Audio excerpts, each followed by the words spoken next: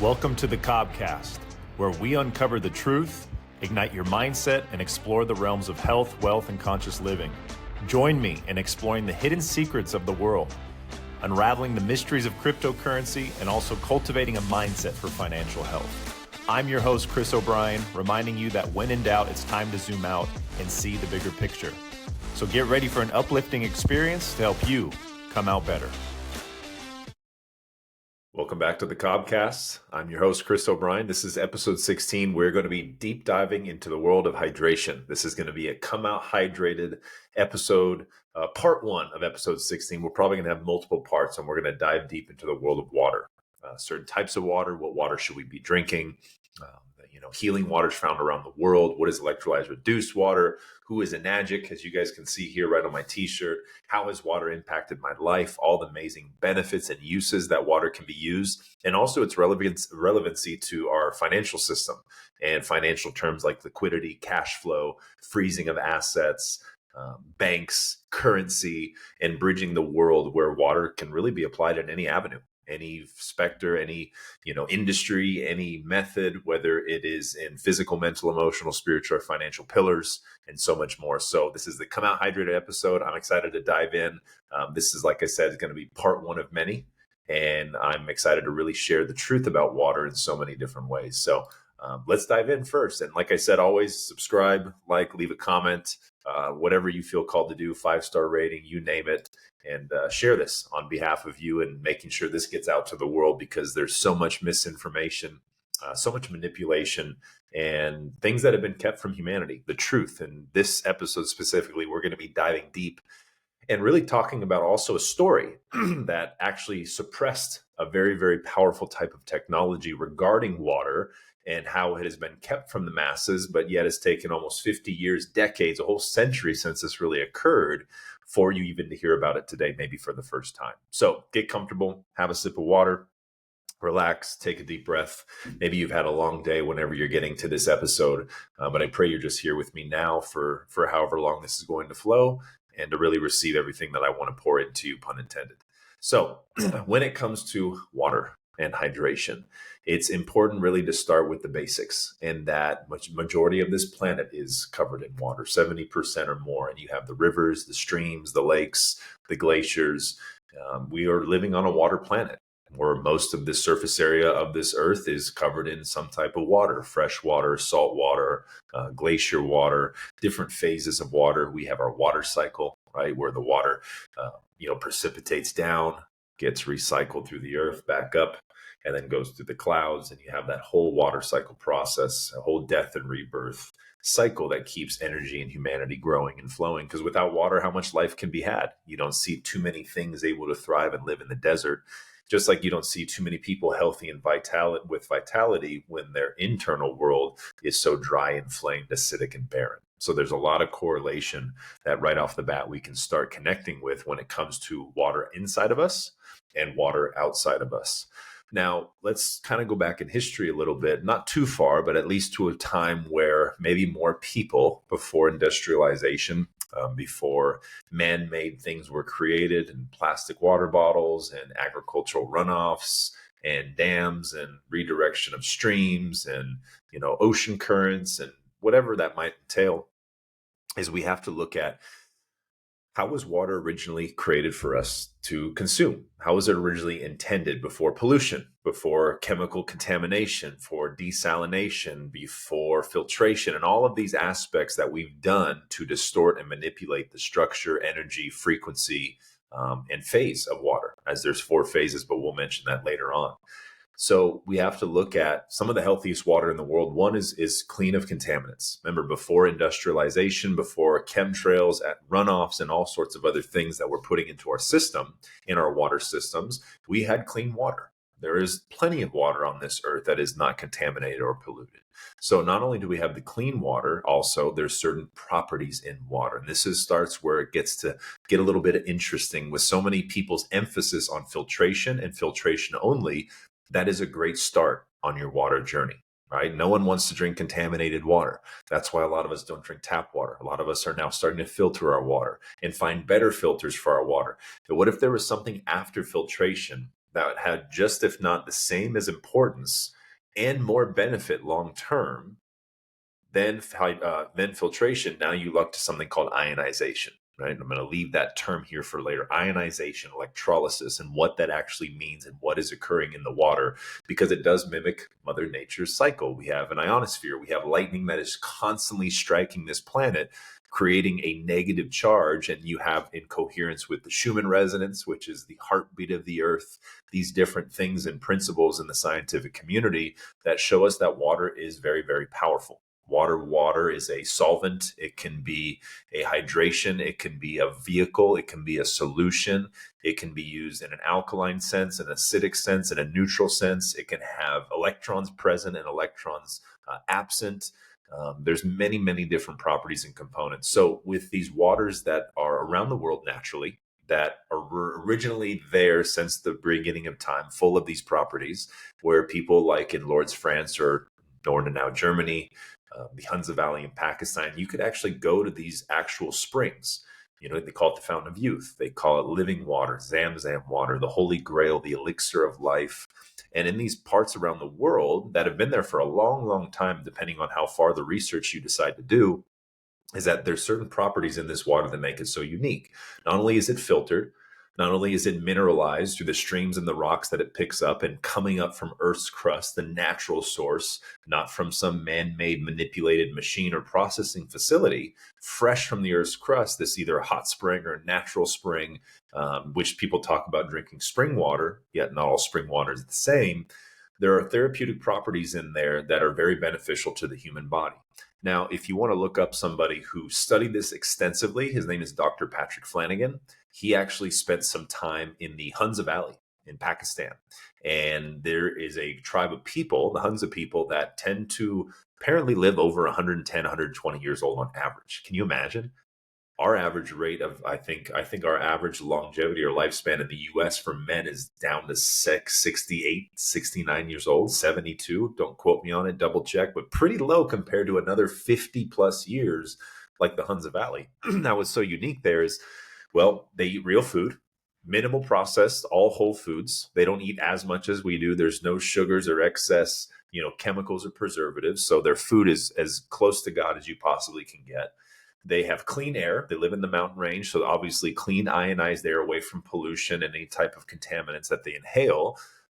They don't seem to have a very stressful life. Now, obviously, they don't live in a city or a suburb, so people tend to live off grid or places where it's more relaxed, more grounded, more earth centered. And another thing that they apparently do is drink a certain type of water. And that's what Dr. Patrick Flanagan discovered. There's certain properties, like I mentioned, in glacier water, where the water surface tension is a lot smaller, a lot lower. So it's easier to be absorbed. It's called NMR, non-molecular resonance. Don't quote me on that. You can look this up, but it's the surface tension of water. And depending on the surface tension could dictate the absorption rate. So not only that, he found that the water also had potent colloidal ionic minerals. So magnesium, calcium, sodium, potassium, ionized and charged, and a lot of other trace minerals, which are so important for our human body. Remember, minerals are the spark plug to our body. They are what allows energy and conductivity to process and transact in terms of metabolic function, chemical reaction, hormonal regulation, all the small detailed things that our body does when we're not really paying attention, probably like it's happening to you now just listening to this podcast. But the minerals are involved in that. So good water, we want to have good minerals. Now, you also want to have good minerals in your food. You don't want to just rely on the minerals in your water. Supplementation is something that people do. Sometimes it's hard to find highly mineralized, negatively charged water naturally. So whether you're getting it in a supplement form or hopefully in your food, because the other problem is our soil is depleted of minerals. So minerals are very, very important catalysts, especially when it comes to internal hydration, intracellular and extracellular, which we'll get into perhaps later on another episode. So what's another property? This water also found in these parts of the world have an abundance of two things. One is molecular hydrogen gas. And if you are remembering this or taking something away, you're going to hear me talk about this more and more. This is molecular hydrogen is a therapeutic gas created through a process of electrolysis. And there's other ways to create it. The most common way, in a way that I have been using for almost a decade, and the water I drink has this same process of electrolysis, is where the water molecules actually split, reassociate, and in that process, they get attracted to a positive or a negative cathode or an anode in this device. This is ancient technology, by the way. I don't think people realize that way back in the day, they would use these polarities, these cathodes and anodes for architecture, for artwork, for therapy, for healing, rejuvenation practices, I believe astronomy, like all of the different things and components go back to this positive and negative, right? Just like a battery, positive and a negative charge. So as these water molecules will split, they will go and get attracted to a cathode or an anode. And in that process, will create out of a drinking glass hydrogen-rich, molecular hydrogen-rich water with alkaline minerals. And then in a discharge hose, you're going to get a highly oxidized water you can use as a disinfectant, a sanitizer, a cleaner, and so forth. So water has many, many different purposes.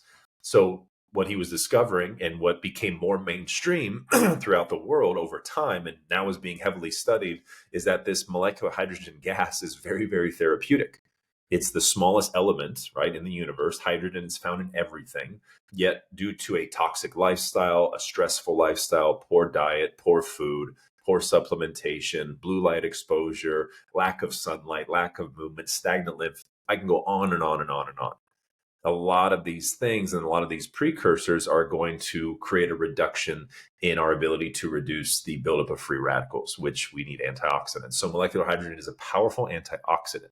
It's also a power anti-inflammatory and has shown to produce results in anti-aging, mitochondrial health, neuroprotection, metabolism, sports-related recovery, sleep, energy, antihistamine for allergies, and so much more. In fact, there are thousands of studies that have been done about this therapeutic gas and thousands of studies that you can look up yourself. You can research it yourself on Google Scholar. You can go to the Molecular Hydrogen Institute. You can go on ChatGPT. It's out there. And these studies have been used, peer-reviewed, and have been used in over 170, I believe, disease models. So you're starting to think, wait a minute, water with certain properties that, am I drinking this? Can I buy this at the store? Where do I get this? And we'll get into that. How does it have therapeutic properties that is science is now showing that have tremendous effects to the human body? And so that's where now the rabbit hole begins. So back to what he was discovering was in these places, not only did they have the surplus of molecular hydrogen, the other aspect of it, there was a surplus of free electrons, okay, negative ions that were in the water. So how do we test that? How do you even know? There's a meter you can actually purchase, and any of you listening can purchase it right now. There's a company called Milwaukee. You can order an ORP meter. It's called an oxidative reduction potential meter. And basically, it's kind of like a little wand you stick in a liquid. And what you do is you circle it around, depending on whatever bottle or water you're testing, tap water, bottled water, spring water, alkaline water, whatever it is you want to test. And the reading, the meter, will either say a positive number or it will have a negative number. The positive means this liquid is an oxidant, meaning it is speeding up the aging process. It is not donating electrons, it is actually taking because it has a positive charge, which does not mimic Mother Earth. And like we'll circle back to in a moment. But this negative charge you want to have is now electron donating. It's anti-aging, anti-inflammatory, anti-oxidizing. And many people think they can get their antioxidants in a liquid, unless it's green tea or orange juice or some wheatgrass shot, which yes, you do. And if you actually tested those fresh, not oxidized, fresh orange juice from the juicer to the glass, you might be able to put the meter in and see it's a negative 25 millivolts. And that's amazing. Anything negative is going to be a positive for the human body. That's kind of the tongue twister, the brain loop, is that the best things for us have the most negative charge in a way. So now you think about, if I'm drinking water every day, and is the water I'm drinking, does that have a negative charge? Because why would that make sense to drink the opposite? If I'm getting electrons and antioxidants, how do I know? And so you can use that meter to find out. So all of these properties, right? The surface tension, the structure, even, I know structured water is, not to burst any bubbles, but it is a controversial subject that cannot actually be proven for various reasons. The only way you can, in a way, prove it is taking a photo with a very expensive microscope as soon as you pour or create your structured water, because in seconds, let alone minutes, the structure can already change based on movement, sound, light, a thought, an interaction. And so technically, someone might say, oh, this is structured water, here, have some. And just them shaking the bottle to give you some now changes the structure. So unless you're very meticulous or very, have something that can create a structure that is so powerful, right? You may not be getting what you think you're getting with this type of term in the scientific community that is yet really to be published or proven. It's more of a spiritual term, which again, I have utmost respect for. I believe intention, manifestation, belief, thought, all those play a role. And that water itself is listening to us always. Shout out Masaru Emoto for his discoveries. And that's an episode in itself of talking about his teachings. But getting back to structured water in a way that I would say, hey, Chris, I drink this as structure. I say, well, yeah, send me a photo. Like, a photo of what? The water molecule, the structure, right? The hexagon. And no one's been able to provide that. Good news is we have a photo of a certain water we drink. We have it under a microscope. That microscope was $80,000. I didn't take it. My friend Jilly did. And she went to Japan to do this at Masaru Emoto's water school. So we have a photo of our electrolyzed reduced water of choice that we're going to get into later or on the next episode about what I choose to drink, why I drink it, and how it's helped me in so many ways. But we have a photograph of a perfect 6-sided hexagonal water crystal that is spewing out electricity, sitting there, and was still, after the water had been poured and shaken and moved, still did not break structure. That tells you a lot. That's powerful. That is powerful as you can get. And until someone can show me a photo of their water, any person that claims structured water, just use discernment and ask the questions. Okay, so structured water, yes. The surface tension. There's a term microclustering, which is still yet to fully be proven in science. It's just more of a term that gets people to understand of the absorption of the hydrogen a little bit better, molecular hydrogen, and free electrons and ionic minerals. So alkaline ionic minerals that are good for the body, that help pretty much the electromagnetic circuit of our system, along with the voltage in the negative electrons. That, my friends, is what is found in the healthiest water in the world. And there is no debate. There is no other hydrogen molecule that can do more than molecular hydrogen. There is no neutron or proton that will provide the body more than what free electrons do. There are no vitamins that are supersede the over 100 plus minerals that are found in these waters. There is nothing else out there. And so when you compare this type of water found in nature, but is slowly dwindling in availability due to what we've done as a collective in terms of man-made systems, industrial pollution, colonization, industrialization, chemical exposure, chemtrails, and atmospheric changes. You have this type of water found in nature. You have this type of water created by man. This type of water is where most people think about: purified, filtered, alkaline, spring, mineralized, structured, vortexed, all of these terms. Yet at the end of the day, what are those therapeutic benefits? What are those effects? How have people truly changed? How have they come out hydrated? And bigger picture, what other function can this water do? If you have reverse osmosis, distilled water, bottled water, smart water, alkaline water, distilled water, Dasani water, I keep going on and on and on. They have one function, and that's when you consume it to drink. And when you learn about what's in these waters, you probably won't want to drink it. From the pH setting, from the lack of voltage, which is a positive charge, which is not good for us. And then you have the lack of molecular hydrogen. Hopefully it's out of plastic, or else you're exposing yourself to microplastics. There is no proof that it is structured in its entirety. It's just purified, filtered, and has hopefully some minerals. That's it. While that's not a bad thing, there is a whole nother level. And that's when I want to deep dive in a little bit more with you. So that's just explaining how this water is actually created in nature. But here's the problem. None of us live there. None of us live in Pakistan. I live in California. You probably don't live near Germany. Maybe some of you do that are listening to this. God bless you across the world. Anyone listening to the Cobcast around these places, let alone Pakistan, Germany, Lourdes, France, or Telecote, Mexico, or other glacier parks where you can get access to this type of water. But for most 99.9% of us, we live in places not near these springs. So what can we do? And that's what's so cool about this company, this shirt that I'm wearing. This company called Enagic has been around for 50 years now. And they got together with a man who has a powerful story, who had lost his family to malaria and was involved in different bouts of war and the Battle of Okinawa, and how he grew up on this island where now is the headquarters of this company that's been around for so long that people just have no clue where it is and what it does. And, it's a private company. It's not publicly traded.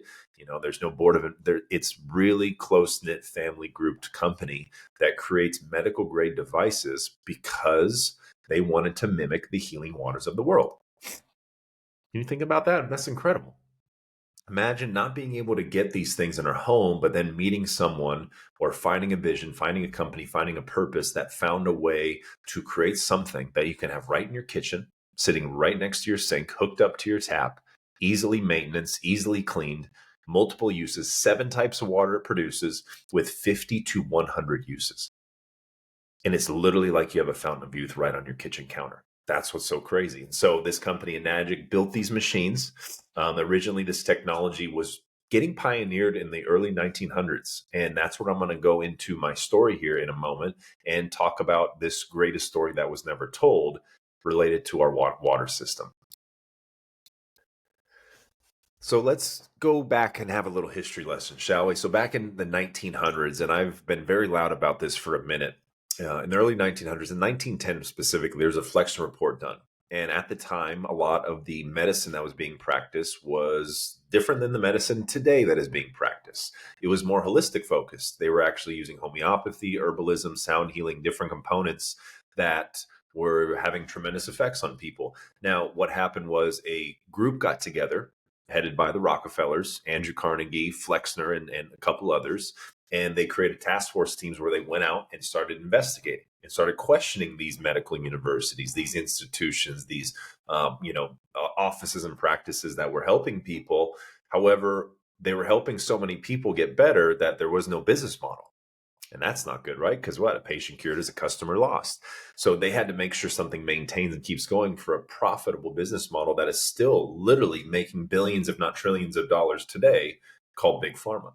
And so this Flexner Report outlawed a lot of these things, and the Rockefellers then pioneered the petroleum industry, which is the oil and gas, then got into education, then they got their hands in the Federal Reserve, and next thing you know, it's a big old monopoly of all these things that they own and control.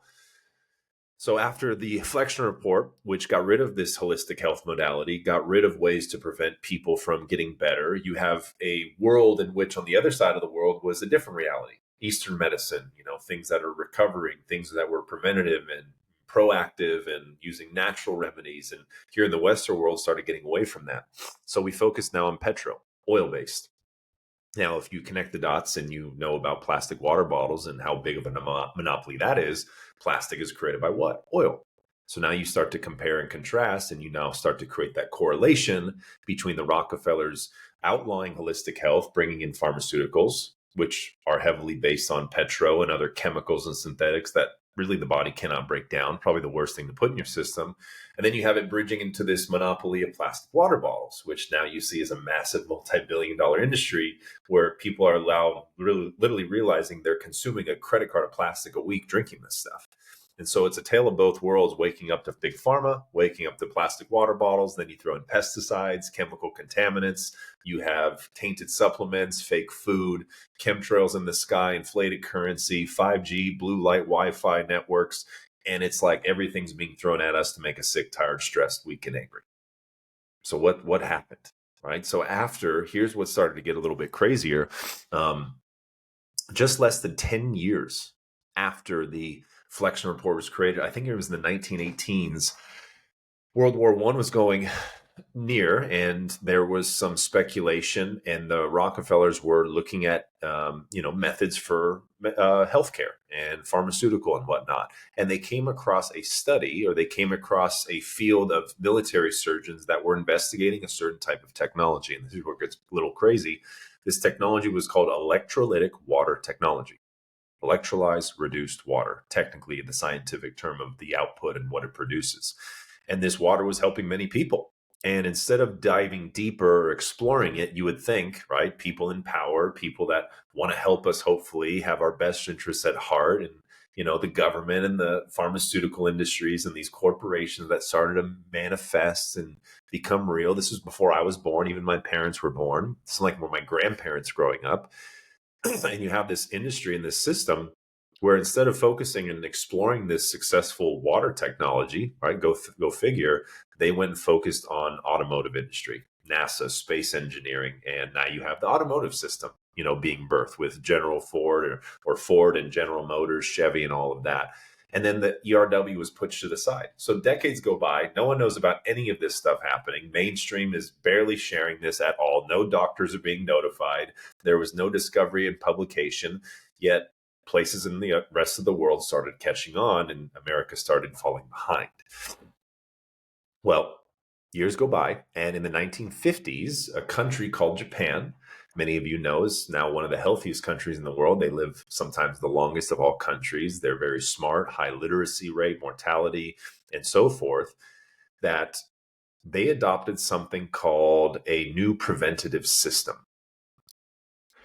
And the reason this system was adopted was because in World War II, as many of us know, the bombings that occurred in Japan. And with these bombings, it pretty much leveled out their whole healthcare industry. Like the hospitals, doctors' offices, manufacturing, suppliers, all that bombed, gone, all start over. Well, come to find out, that was probably one of the best things that happened to them, because in the recovery process, Japanese scientists, physicians, and researchers and doctors all agreed on creating a progressive, preventative disease model healthcare system.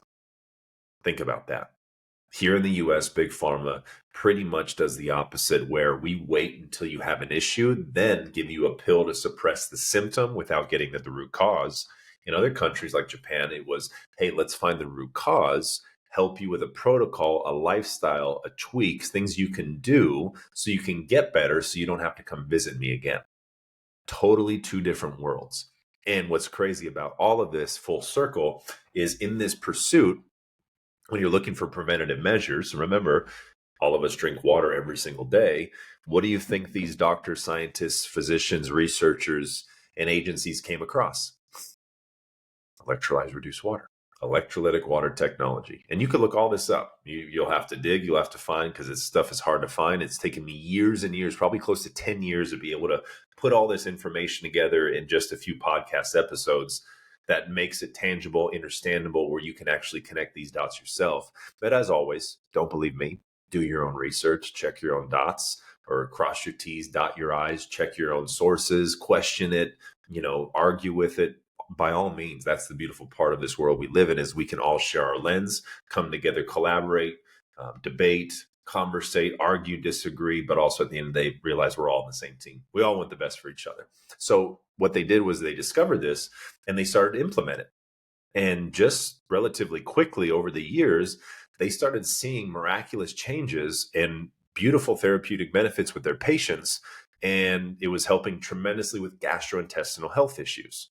So things like sepsis, things like diarrhea, things like constipation, irritable bowel syndrome, all of these things that require gastrointestinal health were now starting to approve. It got so incredible that in 1965, the Japanese Ministry of Health, Labor, and Welfare actually labeled electrolyzed reduced water, like this technology, these devices that were being used in hospitals, as a medical treatment. So imagine going to your hospital or doctor here in the US and they say, hey, well, here are your issues. Here are your issues. We did some tests. We're going to prescribe you 15 gallons of electrolyzed reduced water. You'd be like, what are you talking? 15 gallons of water? You tell that to 100 people, 99.9 will think you're crazy. The one person that would probably drinks Kangen. Like, yeah, I already drink that water. Perfect. So now, as you realize that this technology, that again, full circle, technology that has been around since the early 1900s, has certain properties and benefits that are found and mimicked in Mother Nature that have been consumed by some of the longest, healthiest living people in the world. So you have these like the Hunza Valley people, then you have the military that discovered this in the early 1900s, the Rockefellers that turned a blind eye to it to force pharmaceuticals and look in the oil industry. And you have the Japanese that found the technology the Rockefellers got rid of. And now Mr. Oshiro and the company at Nagic from Japan, Okinawa specifically, now have a manufacturing facility in Osaka that has been going for almost 50 plus years, producing devices that take 8 months to build that can be shipped anywhere in the world. Where now this last piece is you can literally have this device that I've been drinking for 10 years right in your kitchen counter that mimics properties and therapeutic benefits found back in the Hunza Valley. So it's full circle. And it's the year 2025, and we're here arguing about water, about filtered water, of who filters best. Don't get me wrong, filtration is so important. I'm not saying it isn't. Yet we're conversating at this very surface level. None of us have gone really deep.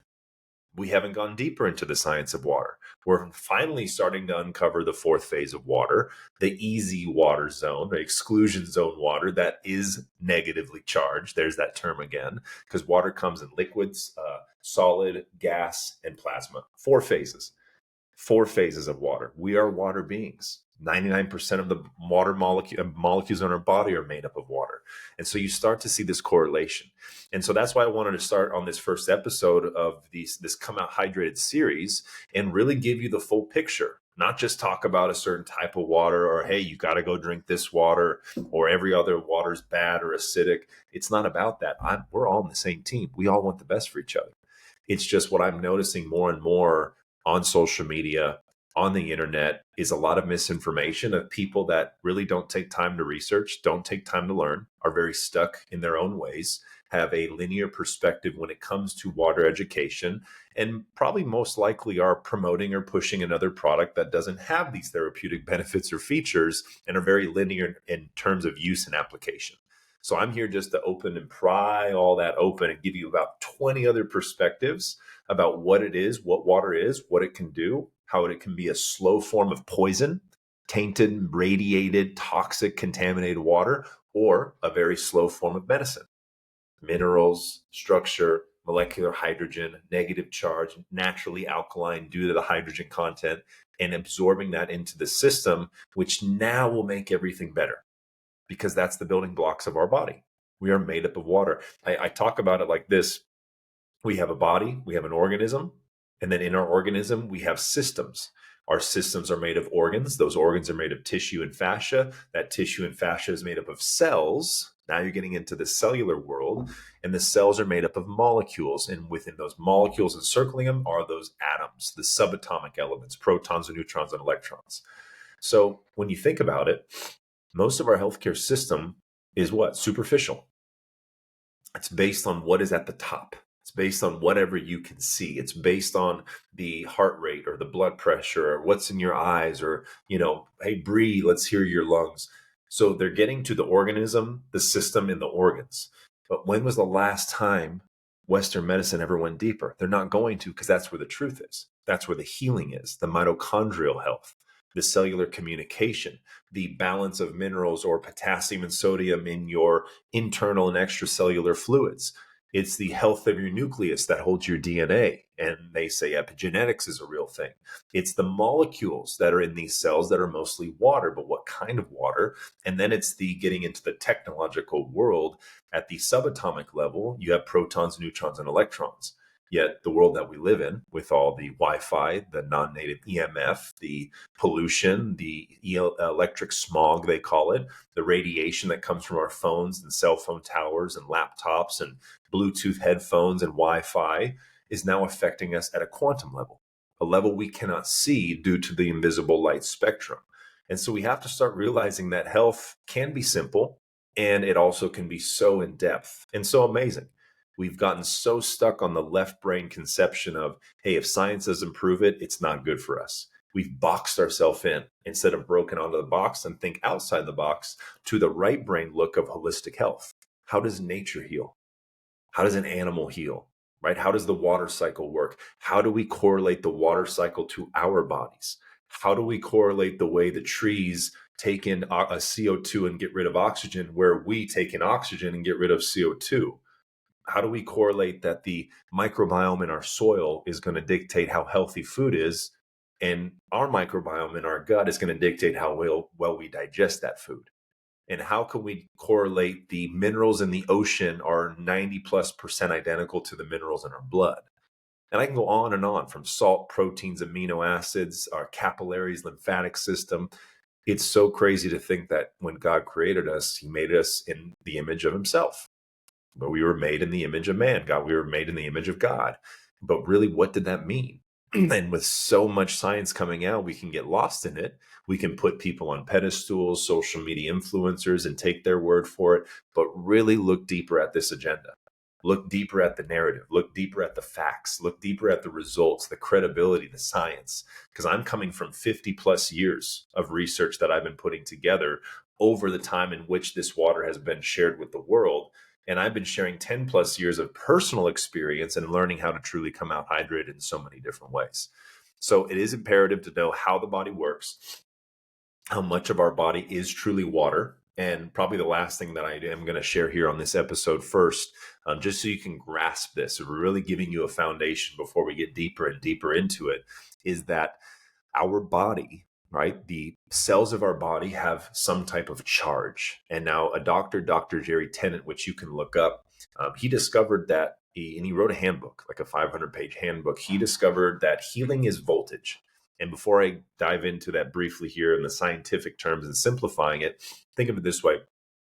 Imagine you have a brand new car. Imagine you have a car, full tank of gas. Imagine you have a new, paint job. You change the oil. You got new interior. You got a stereo system upgrade, a V8 engine, and you're ready to go. And you turn the car on, and nothing happens. And you hear that clicking noise. You guys know what that clicking noise is? When you try to turn the car on, it kind of, what happens? Battery's out. You can't go anywhere. I don't care what gas you have. I don't care what year your car is. I don't care how many engines it has. I don't care how shiny the rims are. You cannot go a centimeter if you have no battery. And if we can start looking at our health the same way, we may start to connect a lot of dots that we never realized were there in the first place. And that's what Dr. Jerry Tennant did. He had found ways to heal himself. This is his words, not mine. Heal himself by studying how the cell works. His philosophy was, if he can get one cell out of the trillions to work correctly, properly, that would allow it to duplicate, send information, create energy, provide ATP, break down all the things a cell does. Most of us don't know. If he can get one to work, how he could get all of them to work. If he could fix one car and a lot of the cars are all wired the same and he just had to tweak one thing, now all the batteries turn on. Well, isn't that health? Isn't that vitality? Isn't that energy? Better sleep, more balance, more homeostasis? Isn't that what we all want? And so he discovered that each cell, in order to run properly and to function accurately and to provide the exact replication and job and role God designed it to do since you were born, because you all started with one cell, then two, then four, then eight, and so forth, he found out that these cells have to be negatively charged. And that was fascinating. And he said it was a negative 20 to negative 25 millivolts. And now, if you remember, negative charge, where did we hear that earlier in the episode? The healing waters of the world have this negative charge. The ORP meter, negative millivolts, antioxidants, electron donating. And so now you're connecting these dots, and if a cell requires a negative charge to thrive and function and replicate, to stay alive and increase happiness and to live a long, prosperous life, which I'm sure we all want, why would I drink water that is a positive charge? Why would I do the exact opposite when in his handbook and research is catching up and showing that a positive charge, a positive 30 millivolts, for example, has now been shown to induce cancer? So if a positively charged cell can potentially cause more damage than good, would it make sense to drink positively charged water? No. And that's why for food, people love raw, whether it's carnivore, plant-based, keto, paleo, whatever it is. But they choose raw because they believe that when you cook it, you lose the enzymes, you lose the energy, and they're right. They're also losing the voltage. That's why people feel so good whatever raw food they eat, because of the amount of free energy, voltage, electrons, electricity that is literally found. And when you consume it, plus an abundance of minerals, or if you're fortifying your food, whatever you're doing to mineralize it, you add that mixture, man, you feel incredible. You feel amazing. And sometimes the energy is so overwhelming. So again, you're connecting these dots and weaving the health web, because this all has to do with hydration. This is not talking about food. This episode and the next episodes are not talking about food. It's simply talking about hydration, the use of water, the role of water in our world and in our bodies, the surface tension of it, the properties, the therapies of it, the multiple uses of it, where you can find living water around the world, places people travel to consume it. And then the story of the Rockefellers and the Flexner Report, and literally having them turn a blind eye to electrolyzed reduced water technology. Only for about 20, 30 years later, the Japanese found it and have now implemented it and labeled it a medical device, medical grade water. And now here we are, 2025. It's been 50 years since a company in Okinawa was able to create devices that were called electrolyzed reduced water generators, electrolysis generators, ionizers, whatever term you pick and choose to use, they are all valid, that creates 7 types of water with 50 to 100 uses that mimics full circle back to the Hunza Valley, that mimics glacier water, that mimics healing water found around the world in certain parts that have given miracles to people's life. So I want to end it here, just give you that full picture. We're going to go deeper on the next episode and really get into the nitty gritty about electrolyzed reduced water, the differences of all these waters, the uses of what water can provide, and also potentially getting into the financial connection of how water works in our world. So again, share this episode. I pray you got a ton of value from it. This is part 1 of part maybe 2 or 3 of the Come Out Hydrated series, where we're going to emphasize electrolyzed reduced water and getting deeper into it on the next episodes. You guys are amazing. Sending you love. Make sure to take a deep breath. Make sure to put your feet on the dirt. Make sure to give yourself a pat on the back because you're doing great. And everything that we're connecting and putting together is truly helping us evolve, come out better, in order for us to experience that the best is truly yet to come. Make sure you guys subscribe, leave a 5-star, leave a comment, leave a review. Check us out on all podcast streaming platforms, and also Come Out Better on Instagram, comeoutbetter.com, and the Cobcast, _Cobcast on Instagram for clips of all of these episodes, short form and more. All right, you guys, we'll see you on the next episode, and I'll talk to you soon.